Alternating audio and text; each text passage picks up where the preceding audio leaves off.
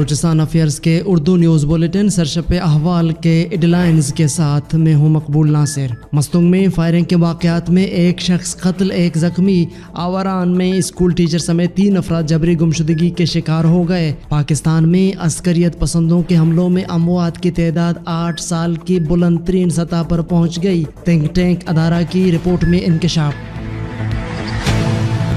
آج اکتوبر کی 2 تاریخ ہے، دن پیر، اور اس وقت بلوچستان میں شب کے 10 بج رہے ہیں۔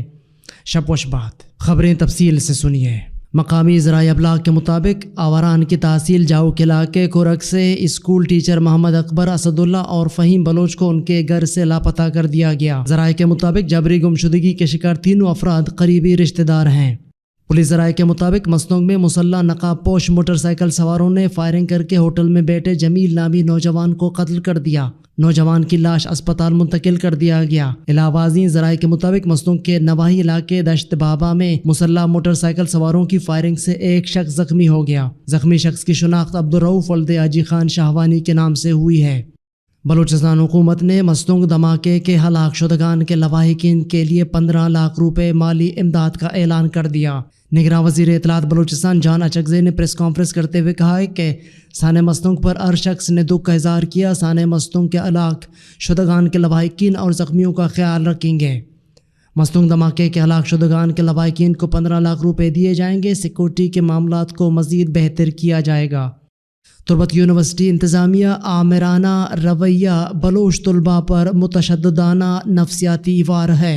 بلوچ اسٹوڈنٹس فرنٹ کے مرکزی ترجمان نے اپنے جاری کردہ بیان میں کہا ہے کہ تربت یونیورسٹی انتظامیہ کا اپنے اختیارات کا ناجائز فائدہ اٹھا کر بلوچ طلباء کے ساتھ آمرانہ رویہ روا رکھنا بلوچ طلباء پر ایک نفسیاتی وار ہے۔ ہم اس کی شدید الفاظ میں مذمت کرتے ہیں۔ انہوں نے کہا کہ تربت یونیورسٹی انتظامیہ نے روز اول سے تعلیمی ادارہ کو درسگاہ سے زیادہ ایک جیل خانہ بنا دیا گیا ہے، جس میں مختلف ٹیکٹس کو بروئے کار لا کر بلوچ طلباء کی تعلیمی اور غیر نصابی سرگرمیوں پر پابندی لگا دی گئی ہے۔ پولیس ذرائع کے مطابق گزشتہ روز کوئٹہ کے علاقے ہزارہ ٹاؤن میں واقع گھر میں گھریلو ناچاکی کی بنا پر ماں نے اپنی 4 بیٹوں سمیت زہر پی کر خودکشی کر لی۔ پولیس نے لاشوں کو تحویل میں لے کر اسپتال منتقل کر دیا، جہاں ضروری کارروائی کے بعد لاشیں ورثاء کے حوالے کر دی گئیں۔ نوشکے میں کیسکو کے خلاف زمیندار ایکشن کمیٹی و آل پارٹیز کا پہیہ جام ہڑتال۔ زمیندار ایکشن کمیٹی و آل پارٹیز کی کال پر کیسکو کے خلاف پہیہ جام ہڑتال کی گئی۔ ہڑتال کے دوران پاکستان ایران قومی شاہراہ بند رہا۔ قومی شاہراہ کے دونوں جانب سے گاڑیوں کی لمبی قطاریں لگ گئیں۔ گرمی کے باعث مسافروں کو مشکلات کا سامنا رہا۔ زمیندار ایکشن کمیٹی نے مطالبہ کیا ہے کہ کیسکو معاہدے کی پاسداری کے مطابق دیہی علاقوں میں 8 گھنٹے بجلی کی فراہمی کو یقینی بنائے۔ پاکستان میں عسکریت پسندوں کے حملوں میں اموات کی تعداد 8 سال کی بلند ترین سطح پر پہنچ گئی۔ Centre per research and security studies CRSS کی ہفتے کو جاری کردہ رپورٹ کے مطابق 2021 میں خیبر پختونخوا اور بلوچستان میں انتہا پسندانہ عملوں میں اضافہ دیکھا گیا۔ تشدد میں حالیہ اضافہ گزشتہ سال نومبر میں حکومت اور TTP کے درمیان ایک عارضی جنگ بندی کی وجہ سے بھی ہوا۔ یہ رپورٹ بلوچستان اور شمال مغربی صوبے خیبر پختونخوا میں خودکش حملوں میں ہونے والی کم از کم 69 ہلاکتوں کے ایک دن بعد شائع کی گئی ہے۔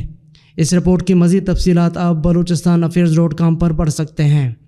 انتخابی سیاست میں ان کا کوئی رول باقی نہیں رہا، مخالفین اپنے لیے کوئی اور روزگار ڈھونڈ لیں۔ BNP عوامی کے زیر اہتمام پنجگور میں صوبائی اسمبلی کی نشستوں کی بحالی کی خوشی میں شاندار موٹر سائیکل ریلی، ہزاروں کارکنوں کی شدید شرکت۔ ریلی BNP عوامی کے مرکزی صدر و سابق صوبائی وزیر میر اسد اللہ بلوچ کی رہائش گاہ خدابادان سے برآمد ہوئی۔ ریلی سے خطاب کرتے ہوئے BNP عوامی کے مرکزی صدر اور سابق صوبائی وزیر میر اسد اللہ بلوچ نے کہا کہ آج کی ریلی آنے والے الیکشن کے لیے ایک ریفرنڈم ہے۔ اورماڑہ میں کشتی ڈوب گئی، باپ ہلاک، بیٹوں کو بچا لیا گیا۔ پولیس ذرائع کے مطابق اورماڑہ کے علاقے بٹ کے سمندری حدود میں چھوٹی کشتی ڈوب گئی۔ کشتی میں باپ اور بیٹوں سمیت 3 افراد سوار تھے۔ کشتی میں سوار تینوں افراد میں سے علی نامی شخص ہلاک، جبکہ ان کے بیٹوں کو مقامی ماہی گیروں کی جانب سے اپنی مدد آپ کے تحت بچا لیا گیا۔ ذرائع کے مطابق ڈوبنے والے افراد کا تعلق اورماڑہ کے علاقے گورہٹ سے بتایا جاتا ہے۔ بلوچستان میں امن و امان کی صورتحال کا جائزہ لینے کے لیے ایپیکس کمیٹی کا اجلاس 10 اکتوبر کو ہونے کا امکان۔ نگراں وزیر اطلاعات بلوچستان جان اچکزئی کے مطابق بلوچستان میں امن و امان کی صورتحال کو بہتر بنانے، چینی ڈالر اور ایرانی ایندھن کے اسمگلنگ کو روکنے کے لیے مزید مربوط اقدامات اور حکمت عملی مرتب کرنے کا فیصلہ کیا گیا ہے۔ انہوں نے بتایا کہ اس حوالے سے صوبائی سطح پر قائم ایپیکس کمیٹی کا اجلاس 10 اکتوبر کو طلب کیا گیا ہے، جس میں army chief general Syed Asim Munir سمیت سیکورٹی اور سویلین اداروں کے سربراہان شرکت کریں گے۔ فاطمہ جناح اسپتال کوئٹہ میں زیر علاج کانگو وائرس کا ایک اور مریض انتقال کر گیا۔ اسپتال انتظامیہ کے مطابق فاطمہ جناح اسپتال کے آئسولیشن وارڈ میں زیر علاج کانگو وائرس کے انتقال کرنے والے مریض کا تعلق افغانستان سے تھا، تاہم وہ عارضی طور پر سیٹلائٹ ٹاؤن کوئٹہ میں مقیم تھا۔ اسپتال انتظامیہ کا کہنا ہے کہ مریض کو 23 ستمبر کو اسپتال لایا گیا تھا، جہاں کانگو وائرس کی تشخیص ہوئی تھی اور اس کا علاج جاری تھا۔ بلوچستان میں اس سال کانگو وائرس سے اموات کی تعداد 12 ہو گئی ہے۔ فاطمہ جناح اسپتال میں کانگو وائرس کے 4 مزید مریض زیر علاج ہیں۔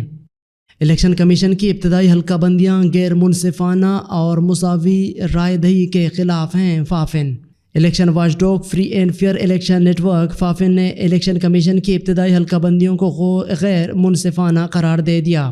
فافن نے کہا ہے کہ قومی و صوبائی اسمبلیوں کے 20% سے زائد مجوزہ حلقوں کی آبادی میں کمی بیشی کی شرح 10% کی قانونی حد سے متجاوز ہے۔ آپ اس رپورٹ کی مزید تفصیلات بلوچستان پر پڑھ سکتے ہیں۔ سیشن جج تربت عبدالحکیم کی عدالت نے دوہری قتل کے ملزم کو عمر قید اور باری معاوضے کی ادائیگی کی سزا سنا دی۔ سیشن جج تربت عبدالحکیم کی عدالت نے دوہرے قتل کے ملزم بلال ولد اللہ بخش کو قتل کا جرم ثابت ہونے پر عمر قید اور 5 لاکھ روپے جرمانہ بطور معاوضہ کی سزا سنائی۔ عدم ادائیگی جرمانہ مزید 6 ماہ قید کی سزا بھگتنا ہوگی۔ ملزم پر بشیر احمد اور شاہل پسران کی یا ساکنان کنچی دشت کے قتل کا جرم ثابت ہونے پر سزا سنائی گئی۔ دن بھر کی اہم خبروں اور آلات حاضرہ پر مشتمل بلوچستان افیئرز کا ریڈیو نیوز سرشپ احوال، جس کو آپ پیر سے ہفتہ بلوچستان وقت کے مطابق رات 10 بجے بلوچستان افیئرز کے فیس بک پیج، یوٹیوب چینل اور ویب سائٹ پر سن سکتے ہیں۔ اس کے علاوہ آپ ایپل، گوگل و دیگر پوڈ کاسٹ پیج پر ہمارے بلوچی اور اردو نیوز کے ساتھ ساتھ دیگر پوڈ کاسٹ مفت سن سکتے ہیں۔ عالمی اور علاقائی خبریں۔ ترکیہ کے دارالحکومت انقرہ میں پارلیمنٹ کی عمارت کے قریب خودکش دھماکہ ہوا۔ جرمن میڈیا کے مطابق حملہ آور نے وزارت داخلہ کے گیٹ سے گاڑی ٹکرائی۔ دھماکے کے نتیجے میں آگ لگنے سے 2 پولیس اہلکار زخمی ہوئے۔ ترک وزارت داخلہ کے مطابق ایک اور حملہ آور مارا گیا، جبکہ دوسرے نے خود کو دھماکے سے اڑا لیا۔ ترک میڈیا کے مطابق دھماکے کے بعد فائرنگ کی آوازیں بھی سنی گئیں۔ چیف پبلک پراسیکیوٹر کے دفتر نے حملے کی تحقیقات شروع کر دی ہیں۔ علاوہ ترکی پارلیمنٹ حملہ کرد آزادی پسند تنظیم PKK نے ذمہ داری قبول کر لی۔ عراق اور ترکی کے کرد علاقوں میں منظم کرد آزادی پسند مسلح تنظیم کردش ورکرز پارٹی PKK نے میڈیا کو جاری کردہ اپنے بیان میں ترکی کے علاقے انقرہ میں ترک پارلیمنٹ پر خودکش حملے کی ذمہ داری قبول کر لی ہے۔ تنظیم کی جانب سے جاری کردہ بیان میں کہا گیا ہے کہ PKK فدائین گروپ کے 2 خواتین ارکان کامریڈ زوجت زلان اور اردال وحیان نے ترکی کی وزارت داخلہ کے خلاف ایک کامیاب کارروائی کرتے ہوئے پارلیمنٹ کو نشانہ بنایا۔ اس دوران ہمارے ساتھی کامیابی کے ساتھ اپنے کارروائی کے مقام تک پہنچے اور خود کو دھماکے سے اڑا دیا۔ تنظیم کی جانب سے دعویٰ کیا گیا ہے کہ یہ حملہ ترکی کے وقت کے مطابق صبح 9:30 پر کیا گیا، جبکہ ہمارے ساتھیوں نے شہریوں کو بچاتے ہوئے پورے مہارت سے اپنے ٹارگٹ کو نشانہ بنایا۔ اس گروپ نے وزارت داخلہ پر حملے کو ترکی میں قید کرد شہریوں پر جاری انسانیت سوز مظالم، کرد علاقوں میں کرد جنگجوؤں کے خلاف جنگی جرائم اور ترک فوج کی جانب سے کیمیائی ہتھیاروں کے استعمال کا بدلہ قرار دیا ہے۔ تنظیم کی جانب سے بیان میں کہا گیا ہے کہ ان کے فدائین ساتھی برق رفتاری کے ساتھ اپنے کام کو سر انجام دینے میں کامیاب ہو گئے۔ امریکی ریاست الینوائے میں زہریلی امونیا گیس سے بھرے ٹرک کو حادثے کے بعد گیس کے اخراج سے 2 بچوں سمیت 5 افراد ہلاک ہو گئے۔ غیر ملکی میڈیا کے مطابق یہ حادثہ ریاست الینوائے کے وسطی علاقے میں پیش آئے، جس کے بعد علاقے میں ہنگامی صورتحال پیدا ہو گئی۔ انتظامیہ کی جانب سے بتایا گیا ہے کہ امونیا گیس کے ٹرک کے حادثے کی اطلاع ملتے ہی انتظامیہ حرکت میں آئی اور جائے وقوع سے تقریباً 1 میل دور تک پھیلے رہائشی علاقے سے 500 رہائشیوں کو محفوظ مقام پر منتقل کر دیا گیا۔ ایرانی فورسز کے کریک ڈاؤن کے خلاف زائدان میں شدید احتجاج اور جھڑپیں۔ ایران میں سیکورٹی فورسز کے کریک ڈاؤن کو 1 سال مکمل ہونے کے موقع پر جھڑپیں شروع ہو گئیں۔ انسانی حقوق کی تنظیموں اور سوشل میڈیا ویڈیوز کے مطابق ایران کے شورش زدہ جنوب مشرقی علاقے میں مظاہرین کے خلاف سیکورٹی فورسز کے کریک ڈاؤن کی پہلی برسی کے موقع پر جھڑپیں شروع ہوئیں۔ ایران ہیومن رائٹس گروپ کی جانب سے سوشل میڈیا پر پوسٹ کی جانے والی ویڈیوز میں مظاہرہ کرنے والوں کو جنوب مشرقی صوبہ سیستان کے دارالحکومت زائدان میں سیکورٹی فورسز کا سامنا کرتے ہوئے دیکھا جا سکتا ہے۔ IHR اور بلوچ حقوق گروپ نے کہا ہے کہ فورسز سے جھڑپ میں کم از کم 23 افراد زخمی ہوئے ہیں۔ ایرانی خبر رساں ادارے کے مطابق یہ جھڑپیں ایسے وقت میں ہوئی ہیں جب جنوب مغربی ایران کی ایک جیل میں قیدیوں نے اپنے ساتھی قیدی کو سزائے موت سنائے جانے کے خلاف احتجاجاً فائرنگ کی۔ نیم سرکاری خبر رساں ادارے کی رپورٹ میں بتایا گیا ہے کہ رام ہرموز جیل میں ایک قیدی کی سزائے موت کے اعلان کے بعد متعدد قیدیوں نے آگ لگا کر ہنگامہ شروع کر دیا، جبکہ جیل کے باہر سے فائرنگ کی آوازیں بھی سنی گئی تھیں۔